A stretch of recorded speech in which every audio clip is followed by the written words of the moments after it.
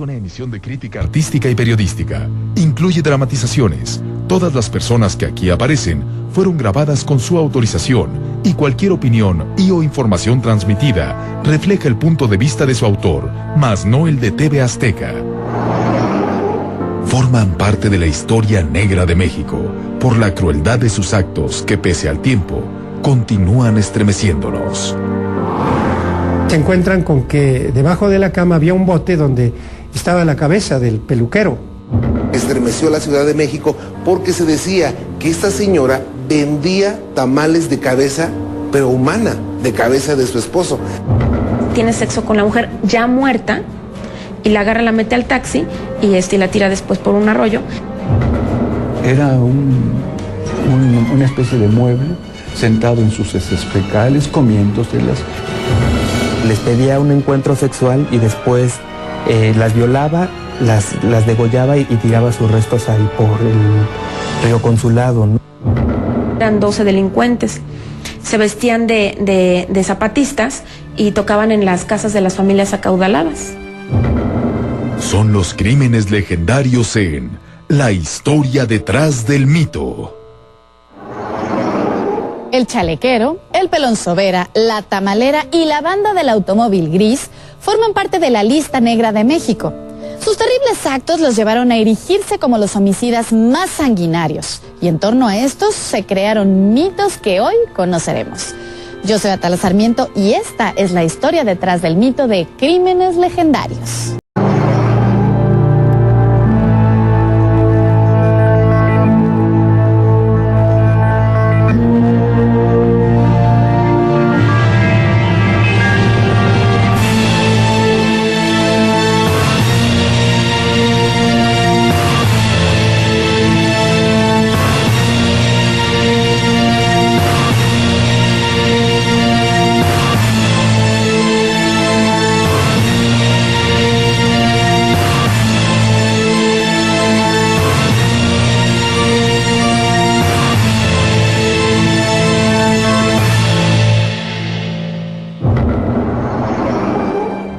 La mañana del 20 de julio de 1971, un pestilente olor proveniente de un costal de yute, arrojado en un lote baldío, llamó la atención de los vecinos de la colonia Justo Sierra.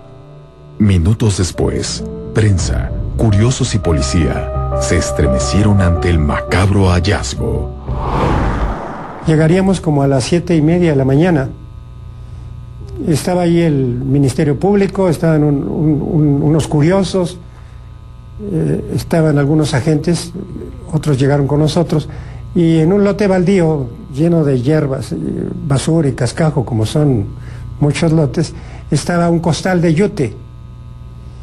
Entonces el general le pide a dos policías de la preventiva que saquen, que vacíen lo que hay en el costal. Vimos que al alzar el costal sale un tronco de un cuerpo humano, que no tenía brazos ni piernas, nada más era el tronco, no tenía cabeza.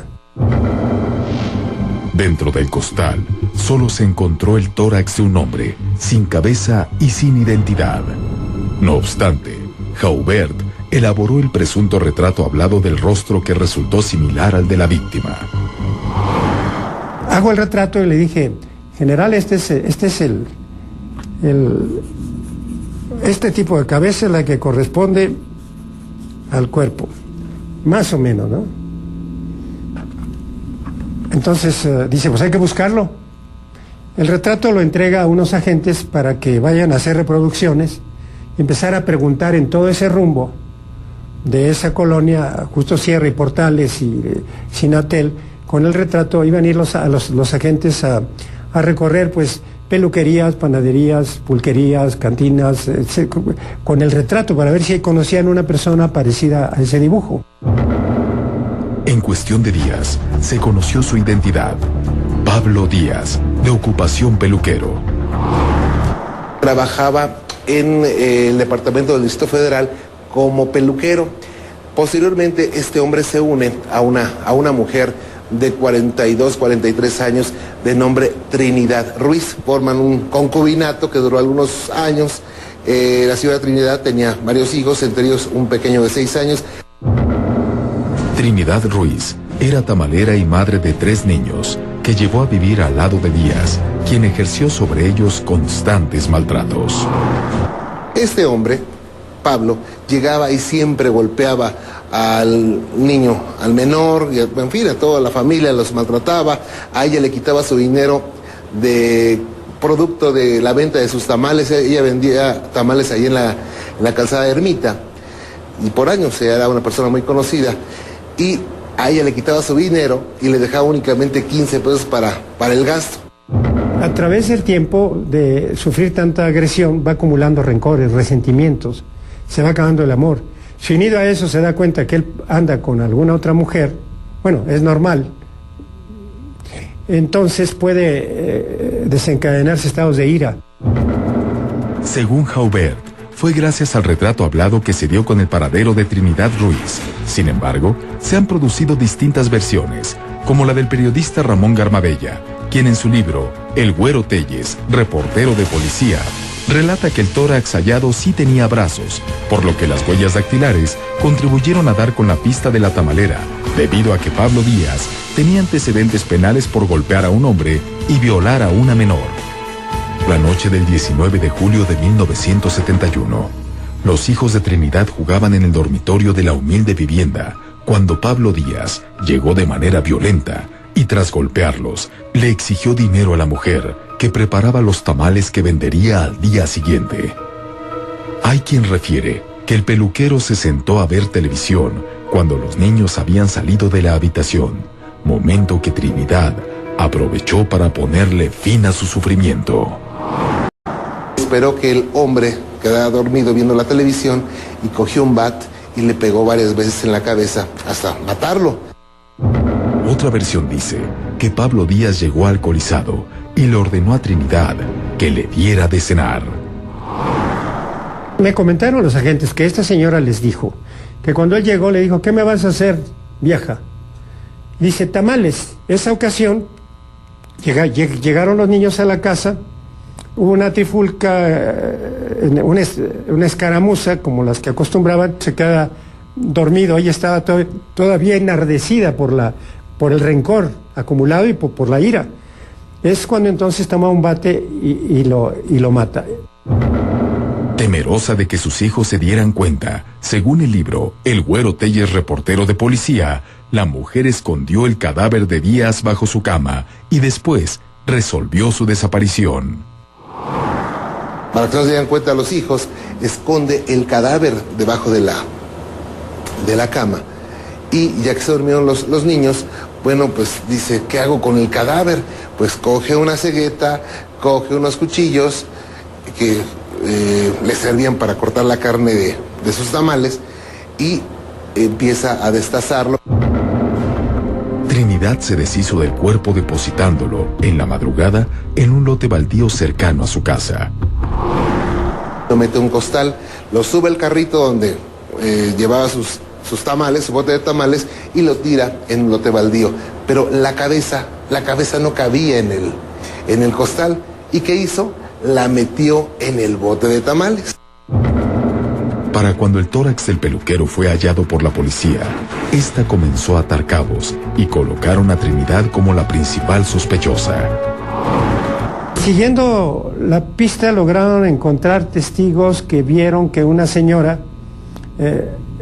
y es raro porque ella salió en la madrugada, pero en la madrugada hay gente en las calles, que habían visto una mujer que llevaba un carrito que parecía que traía basura o alguna cosa, pues les pareció normal. Y empezaron a preguntar, a indagar, que si conocían una mujer como de unos 60 años o 50 y tantos años que tuviera un carrito. Y no faltó quien dijera, pues por ahí, por esa calle, vive una mujer así. Ya viendo el retrato, pues sí, y así fue como llegó Valderas Garcilaso, que era uno de los jefes de homicidios, de los mejores detectives, llegó a la casa. Pero en casa de Trinidad Ramírez, la policía hizo un escalofriante hallazgo que produjo una leyenda que aterrorizó a los habitantes de la colonia Portales de la Ciudad de México. En el mismo sitio, encontraron el bat con el que le había dado muerte y posteriormente hallaron la cabeza. Empezaron a buscar Encontraron un bate por ahí que tenía residuos de cabello o de sangre, encontraron una cegueta, se encuentran con que debajo de la cama había un bote donde estaba la cabeza del peluquero. Pero aún más escalofriante resultó la leyenda que se produjo tras el asesinato. Estremeció a la Ciudad de México porque se decía que esta señora vendía tamales de cabeza, pero humana, de cabeza de su esposo.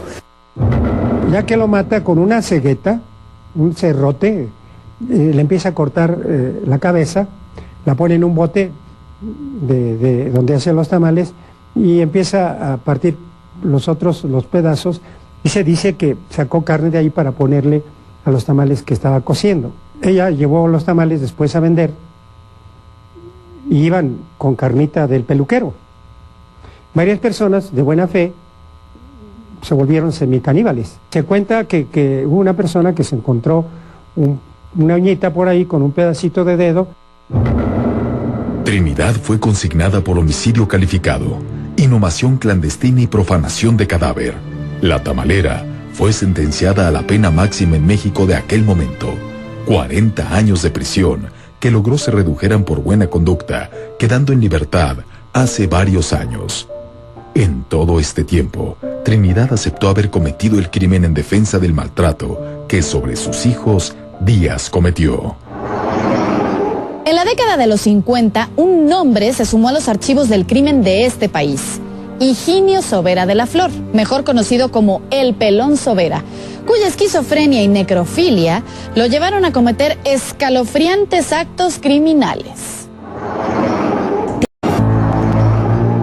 En los años 50, un hombre fue recluido en la legendaria prisión de Lecumberri, donde permaneció más de 30 años. Ahí, dentro de su celda, llamaba la atención por su locura que le impedía recordar los terribles crímenes que produjeron su encarcelamiento. Se enfermó, se deterioró tanto que quedó en estado catatónico.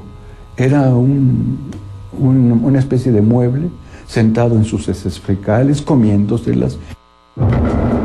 Era Higinio Sobera de la Flor, mejor conocido como El Pelón Sobera, por su manía de raparse la cabeza. Según él, se rapaba porque el cabello largo le producía dolores de cabeza muy fuertes, ¿no? Migraña. Entonces por eso acostumbraba siempre rasurarse la cabeza y usar una boina a cuadros.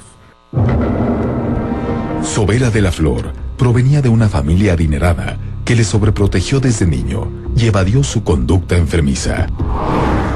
Él necesitaba un tratamiento psiquiátrico desde niño, porque él tenía ya desde niño en su historia que hacía muecas, que hacía cosas, que tenía que es más, él fantaseaba con que quería matar a alguien de niño. Lo que pasa es que aquí hubo una sobreprotección, más que nada de un familiar muy cercano a él, una tía, que decía que él era pues un hombre que no iba a hacer nunca mal, porque además quería mucho a los gatos. Este joven se sumó una adicción al sexo con prostitutas y un comportamiento violento que su familia ocultó como extravagancias propias de su elevada posición económica. Primero en una playa en Veracruz, pues se desnudó delante de todas las personas y se echó al mar. Ahora, antes de los delitos, por ejemplo, se presentó en un hotel, en el Hotel del Prado, y por lo pronto amenazó con una pistola a la señorita de la perfumería, diciendo que la iba a matar por vender agua envenenada. Luego se metió al bar, que era el Nick Tejá, y amenazó al mesero, cuando el mesero le pidió que se quitara la cachucha. Y él dijo, pues me quito la cachucha y te mueres, meserito, tal por cual. Entonces era un hombre que ya se veía que iba a tener una crisis, como efectivamente la tuvo. Pero en la familia, Higinio no era el único enfermo. Su hermano fue internado en España por esquizofrenia, mientras Sobera vivía en la Ciudad de México con su madre y estudiaba contaduría. En esta ciudad, el 11 de marzo de 1952, mientras daba un paseo en su automóvil último modelo, se produjo el primer arranque de ira que le llevó a matar. Circulaba por la colonia Roma, cuando intempestivamente rebasó al conductor de otro vehículo y al escuchar el reclamo de este y tras responderle con injurias, lo alcanzó hasta el cruce de la avenida Insurgentes con Yucatán. Ahí tomó su arma y disparó matando a su víctima, quien resultó el tío de la actriz Ana Berta Lepe, Armando Lepe, quien venía acompañado de una mujer. Se sabe que empieza en realidad por un arranque de ira que tiene cuando no le permitía el paso a un automovilista. Le toca el claxon, lo molesta, le grita, le dice idiota hacia un lado. El Pelón Sobera se molesta bastante, tiene un arranque de ira característico de los esquizofrénicos y le da alcance y lo balea. Por la figura influyente del general, Lepe, padre de Ana Berta y hermano de la víctima, y lo inesperado del crimen, la policía dio inmediatamente con el responsable, cuyas placas alcanzaron a ser anotadas por un testigo. En su casa, Sobera confesó a su madre lo que había hecho. La policía lo empieza a buscar, él llega a casa, su madre se entera de que lo está buscando la policía y lo primero que deciden es sacarlo del país, ¿no? Se va tranquilamente a su casa, en donde su mamá se da cuenta de que algo pasó por la actitud que tiene Higinio, de que se ríe solo, una actitud muy extraña. Le dice él mismo a su mamá que acaba de dispararle a alguien, después lo corroboran por los medios de comunicación, por los periódicos, la radio, y tratan un poco de esconderlo los familiares del Pelón Sobera. Era gente de dinero, de mucho dinero, entonces como que lo esconden en un hotel con ideas de mandarlo a España para recluirlo en un sanatorio mental donde ya antes había estado uno de sus hermanos. Pero la madre no solo le aconsejó huir a España, sino que le sustituyó el arma homicida con una pistola nueva. La madre le quita la pistola, que eso también es inconcebible. La madre le quita la pistola porque con esa pistola acaba de asesinar a alguien. Su mamá le quita el arma, se la esconde, pero ante la necesidad de Higinio Sobera de tener un arma, pues su mamá le da otra así como para tranquilizarlo, ¿no? Mientras la policía buscaba al homicida de Lepe, Higinio se ocultó en un hotel de la avenida Reforma, donde pasaría la noche para tomar al día siguiente el avión que lo llevaría a España. Pero poco tiempo antes de las 8 de la noche, en busca de sexo, Sobera salió del hotel y encontró a su segunda víctima. Quería una mujer al lado, él quería relaciones sexuales. Sale del hotel y empieza a hostigar a una muchacha que está esperando un taxi. Era Hortensia López, quien mientras aguardaba el transporte público, sufrió el acoso de Sobera y se resistió. El rechazo produjo la ira del criminal y el temor de la joven que paró repentinamente un taxi sin contar con que Sobera se introduciría también en él. La muchacha se asusta además porque él era una persona nerviosa, con tics, rara, y la muchacha se niega y se sube a un taxi como para escapar de él. Él en ese momento se mete al taxi y le suelta otra vez plomazos a la chica y la mata ahí, en ese momento. Le ordena al taxista, el Pelón Sobera le ordena al taxista que se dirija hacia la carretera vieja a Toluca.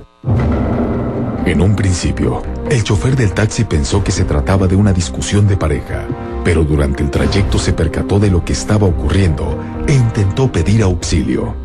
Aprovechando un alto en el semáforo, se acercó a un agente de tránsito, quien cayó en la trampa del Pelón. Para un agente de tránsito, ya estaba Sobera abrazando al cadáver.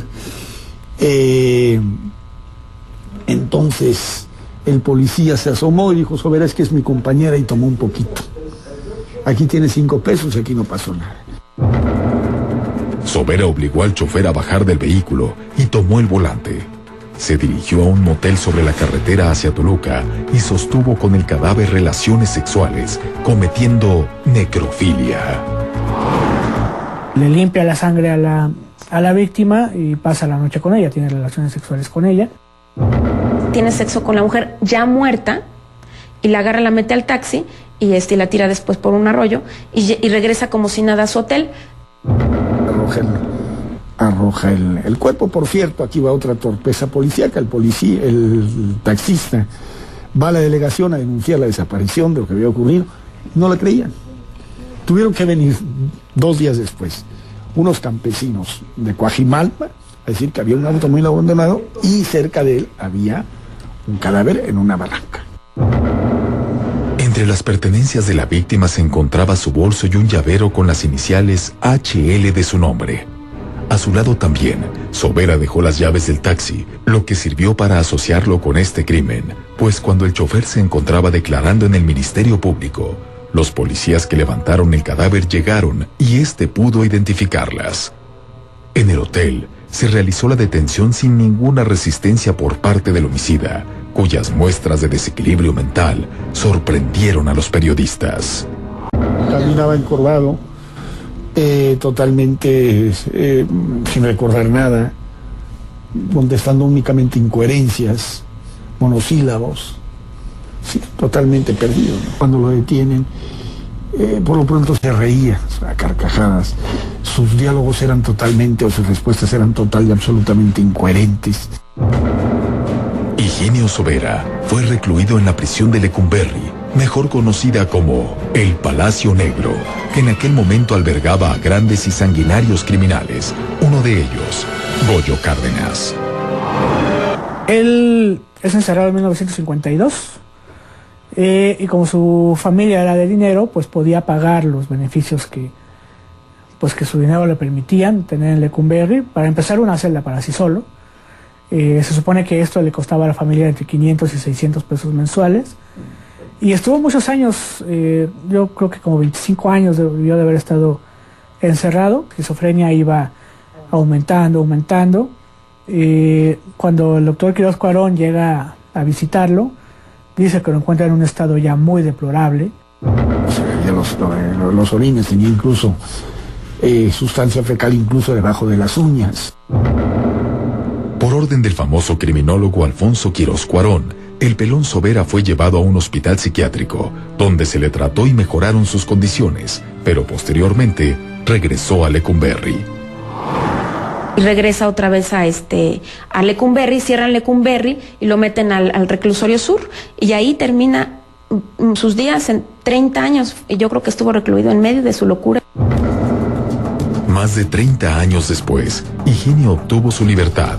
Se cuenta que podía vérsele a orillas del lago de Chapultepec alimentando a los patos. A veces se le podía ver en el bosque de Chapultepec arrojándole migajas a los patos allá al lago. Era un hombre que ya había perdido total y absolutamente cualquier contacto con la realidad. Yo en alguna ocasión fui a verlo en compañía del maestro Quirós Cuarón. Bueno, ya no reconocía nada, era una planta, si me lo permiten el símil. A mediados de la década de los 80, Sobera falleció por causas naturales, pero su nombre y actos trascendieron en la historia de los asesinos más temidos de nuestro país. La capacidad de asombro estaba a flor de piel. Se dijo Sobera de la Flor como de lo peor. Sobera de la Flor ya fue una especie, un sinónimo de el horror. A inicios del siglo pasado, una serie de hombres a bordo de un presunto automóvil gris sembraron el terror en las altas esferas de la Ciudad de México, desencadenando así la leyenda de la banda del automóvil gris. Corrían los tiempos de la Revolución Mexicana. Emiliano Zapata y Francisco Villa entraron a la Ciudad de México y la inestabilidad que siguió descontroló a la sociedad. En este momento, en medio del desempleo y las carencias, ocurrieron extraños asaltos que pusieron a temblar a la clase alta. Se presentaban unas personas con papel oficial a las casas de las personas a catear, y bajo el pretexto de catear se llevaban las alhajas. La existencia de los temidos delincuentes comenzó a correr de boca en boca y con ello se forjó una leyenda. La banda del automóvil gris, cuya existencia y fechorías nunca quedaron esclarecidas. Lo que pasa es que si se llegaba a investigar, pues no quedaban precisamente bien parados las autoridades. Entonces ante eso mejor se hizo un poco como que se investigaba y finalmente nunca se investigó nada, ¿no? Y se dejó correr la leyenda. La banda estaba conformada por el español Higinio Granda y los mexicanos Francisco Oviedo y Rafael Mercadante, prófugos de la cárcel de Belén. Granda era parte del ejército zapatista, que en aquel momento controlaba la ciudad, y como parte de ello, realizaba cateos en busca de traidores al nuevo régimen. Granda se introducía en casa de ricos aparentemente sospechosos y se quedaba con lo confiscado. Inicialmente eran 12 delincuentes. Se vestían de zapatistas y tocaban en las casas de las familias acaudaladas, donde había dinero, joyas, bienes, y tocaban y se ostentaban ellos con órdenes de cateo. Muchas veces violaban a las mujeres que estaban ahí, mataban a los ancianos. Hay gente que habla de violencia, hay gente que habla de violaciones. Realmente es muy complicado porque no hay testimonios, porque los archivos de esos años están perdidos, pero generalmente fue una manera muy limpia de robo, ¿no? Que hacía estas personas que además no querían comprometerse con una violencia mayor, ¿no? El primer atraco de la banda del automóvil gris ocurrió tras tocar a la puerta del señor Toranzos. Vestidos de uniforme militar y apuntándole con un arma, le saquearon alhajas y dinero.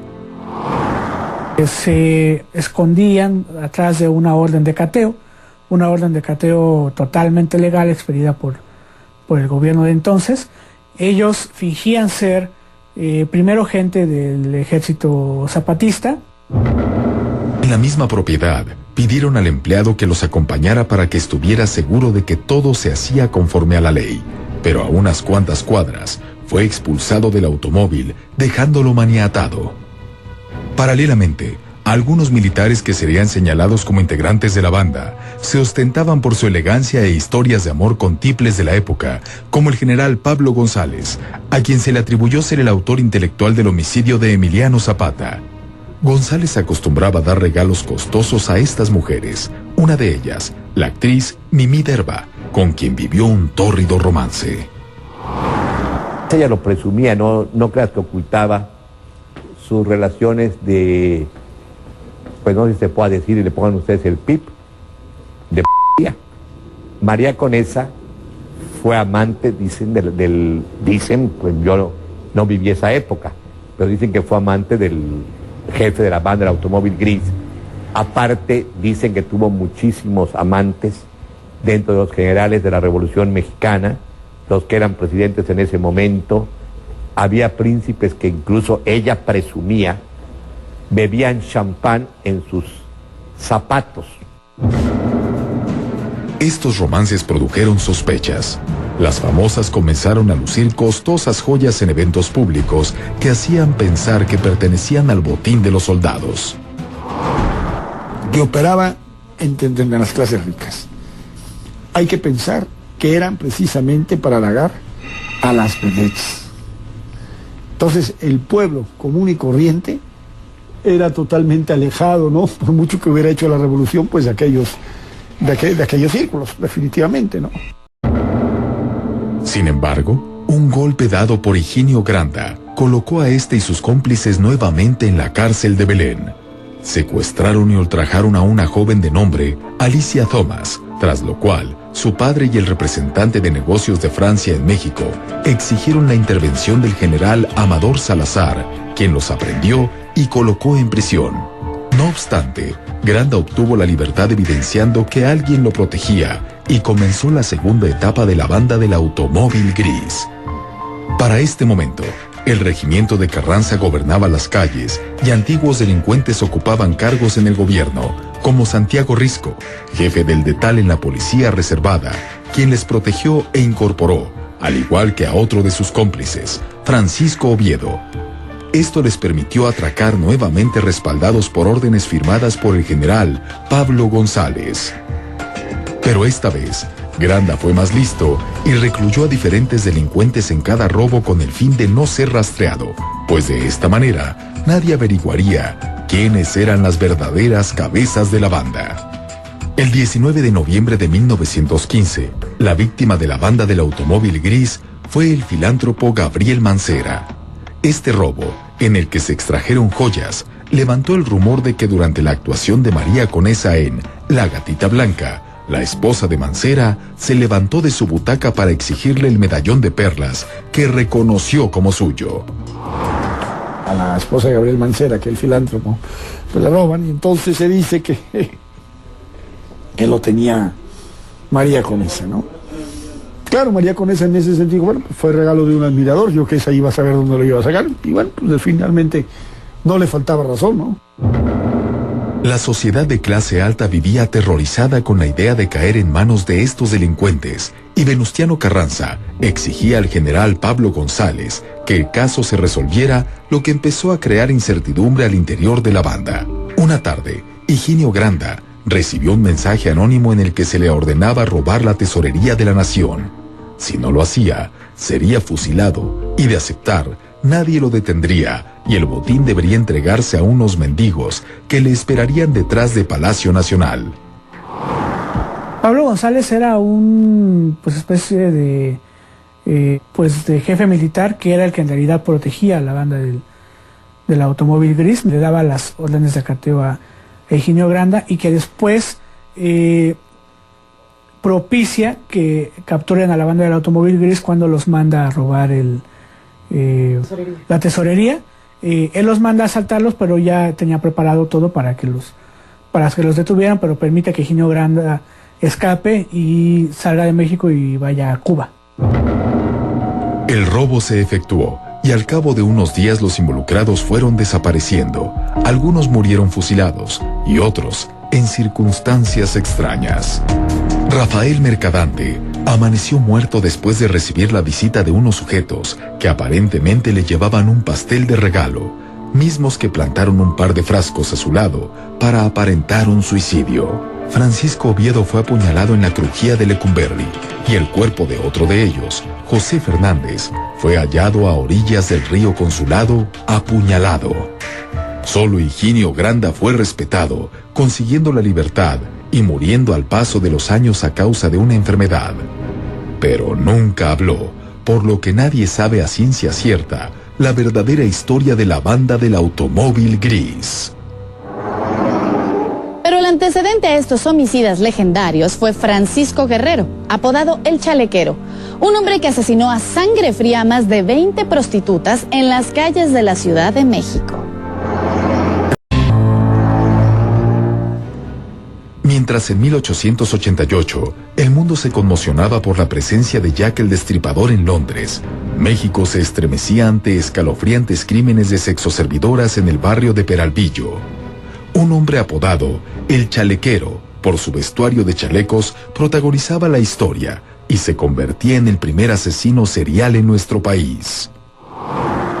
Empiezan a aparecer varias mujeres degolladas por el río Consulado, cerca de lo que era el antiguo barrio de Peralvillo. El modus operandi de este hombre era básicamente acercarse a sus víctimas, que todas eran prostitutas, y les pedía un encuentro sexual y después las violaba, las degollaba y tiraba sus restos ahí por el río Consulado, ¿no?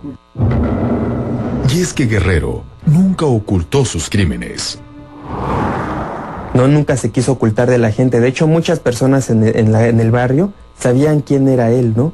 Y a qué se dedicaba y a quién les había matado, ¿no? Pero por temor a denunciar, por temor a la venganza que podría este homicida tener en contra de una probable denunciante, pues la gente se callaba. Había mujeres que incluso solían darle dinero tras haberlas enamorado. Era una persona atractiva, de hecho era una especie de gigoló en el barrio, ¿no? Sus múltiples mujeres son las que le pagaban la ropa tan elegante que vestía.